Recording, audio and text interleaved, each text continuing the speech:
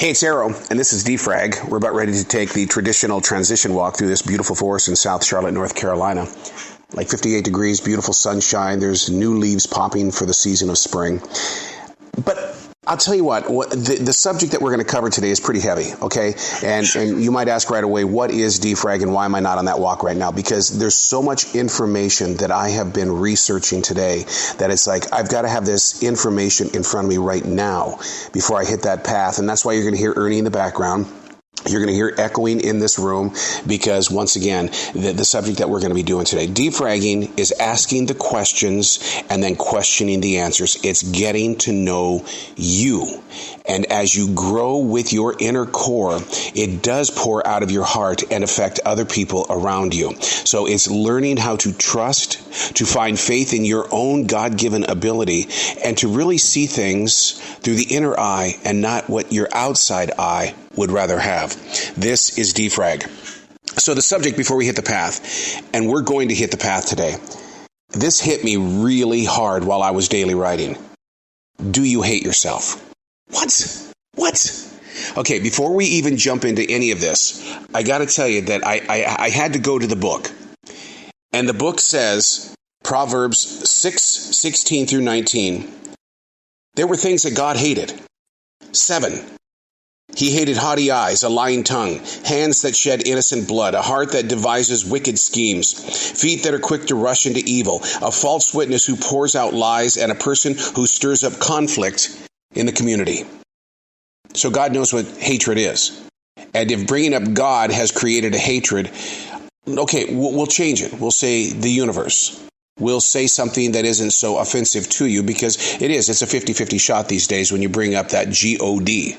Hey, how about this? They always say that, the dog was created because you spell God backwards and it's dog. Would that help bring peace? Okay, so that's our subject today, and we're going to get on that walk here in just a couple of minutes, a transition walk, and we're going to dive into the subject. And it's not one that I really want to tackle, but then, guess what? While writing, I said that. I don't think this is my subject. Do you hate yourself? And then the question came up in the writing. Are you denying God? That's a big question. All right, I'm going to see you out on the path. All right, out on the path. The first step of a brand new beginning, it's got to be something, because why would I pick such a subject? Wait a second, I didn't pick it. No, I'm going to plead that. I didn't pick it. Now, one of the things that, like I said, it was dropped into my heart. Do you hate yourself? And sometimes you have to figure out, okay, that's a pretty big word. Can we figure out how to define that word? Because it being so big and it appearing in the Bible, there's got to be one hell of a definition. Not really. Helicopters going above us here. Maybe they're looking for me. Maybe the word's gotten out that he's going to talk about the H word. So the definition of hate is very simple. Hate is an emotion. Dislike is a feeling.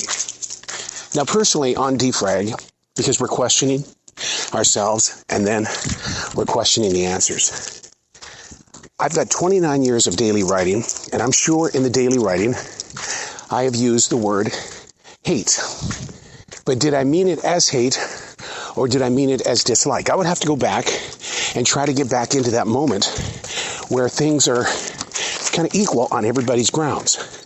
What was the emotion that he was trying to do versus what was he really trying to say? The emotion, the feeling.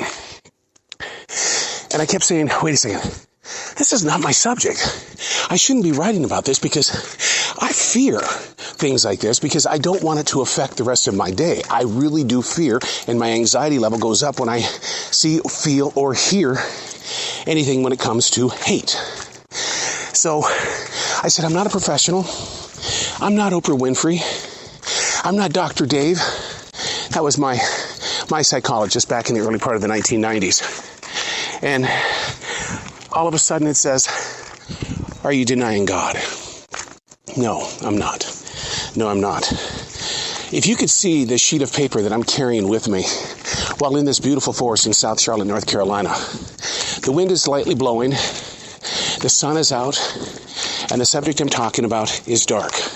The goal on Defrag, as we ask the questions and question the answers, is let's try to figure out if there's light in this so that we can have a better understanding of how we're traveling in our everyday.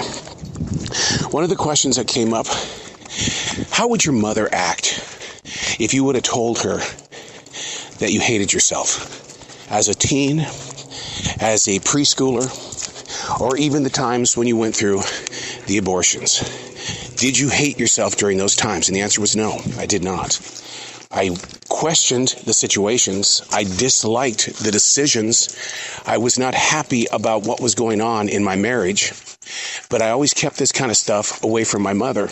And the reason why is because I never talked to my mother about subjects like this, not even dislike.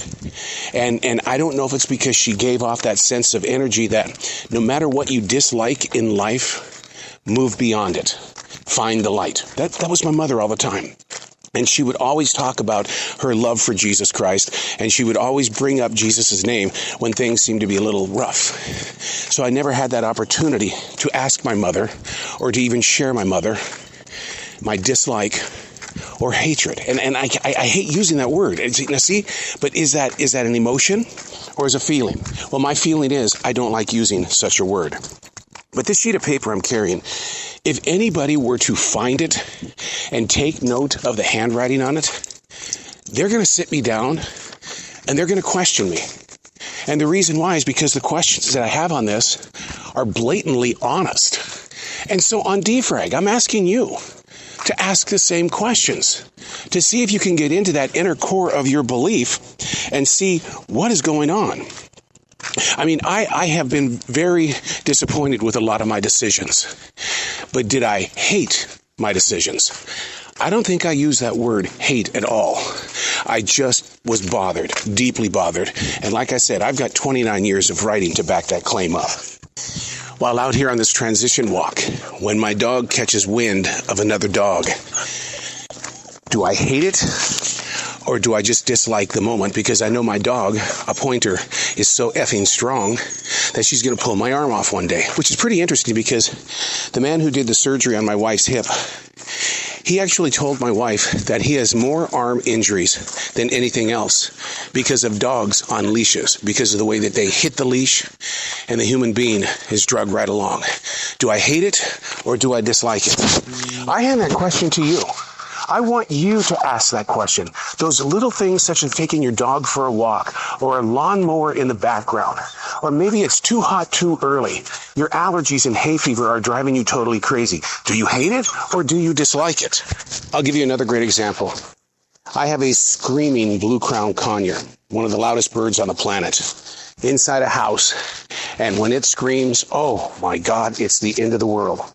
And so what happens is that do you dislike the screaming or do you hate the screaming? You see, learning to define your emotion without using such a harsh word is going to help you walk a stronger path of understanding.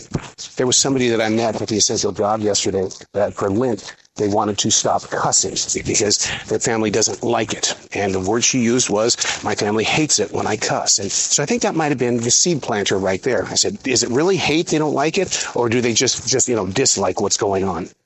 And so she's had to revert during Lent to go to words like flabbergasted.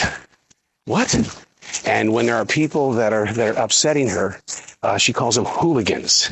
And so she reverts back to severe old school types of language. Now, in all honesty, that's a lighter case of the H word being used.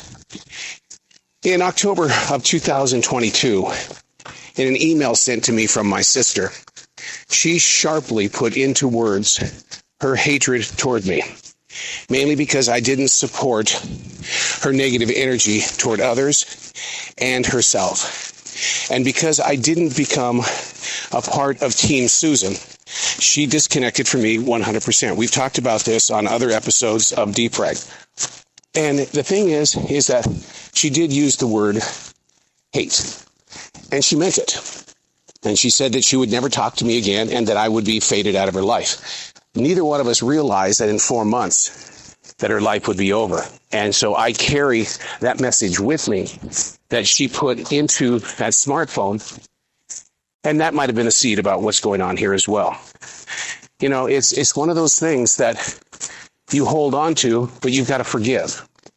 And when you forgive, that means you got to not necessarily forget, but just move on.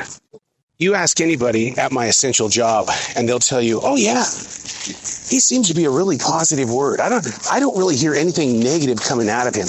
I would be shocked if he even used that H word.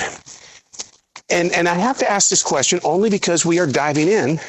We are asking the questions and questioning the answers.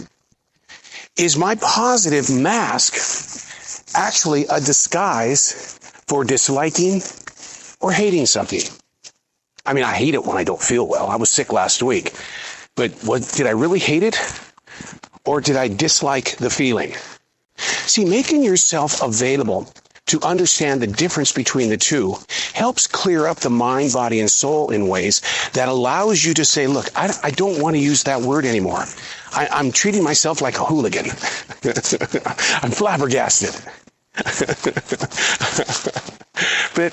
But there are times in your own personal life where you've got to be able to not only look at yourself in the mirror, but when you're sitting in the front seat of your car, in the cubicle at work, or when you're alone in the living room, you're about ready to munch into a gigantic piece of chicken, the 5th piece today, and you have to ask the question, am I facing inner pain?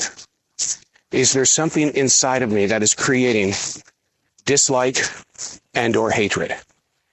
And if there is, let's identify it. And how do you do that? You ask the questions and you question the answers. And the words that you come up with, it's okay to not always agree with them. Making yourself available to you is what defragging is all about. It ain't no scientific name. I didn't find it in some sort of book. It just came to me one day, because don't we defrag our computers all the time? When we get rid of the cache in our smartphone, aren't we really just kind of just defragging everything? Why aren't we doing it to ourselves? Why aren't we cleaning out all of that content and all of that information that is moving through us? So when thoughts like this do come to you, do you hate yourself? Don't shove it to the side. Ask the questions. Do you? Once again, I'm sure there's many times in my daily writing of 29 years that I brought up that H word because I disliked something so badly, but I was so misinformed by the actions and reactions of what was going on in my reality that it just felt a lot easier to use the H word. It was that crutch, that go-to, that place where I was like, okay, now that I've identified it, we're going to let it go as such. But it doesn't go. It takes root, and it festers, and it gets into other thoughts inside your mind. And you're sitting at work or you're in the car, and you're trying to be happy, but that H word is breathing all over you. How do you deal with that? I read a book today because I'm going to be with the author Monday. And the book talks about when things aren't going right, go left. Go left. And so you can hear the conversation. It's going to be up on iHeartRadio and Spotify. But it's something to think about. And that could have been the seed planter about this, because it deals with anxiety. It deals with frustrations. It deals with things that make you angry. Have you dealt with that? And how do you deal with that? Once again, I do not know how my mother would have reacted if I would have said such a thing. But I do know how my father reacted when he came into my bedroom on the morning that my first wife had an abortion. And he sat on the bed with me. I know that I didn't use the word hate, nor did he. But what he provided was love. So I want to use that as a metaphor. When you are laying in bed and you feel like crying, or you are crying, when your head is under the pillow, or your body is under the weight of constant nagging stress, sit next to yourself and ask the questions and question the answers. This is Defrag.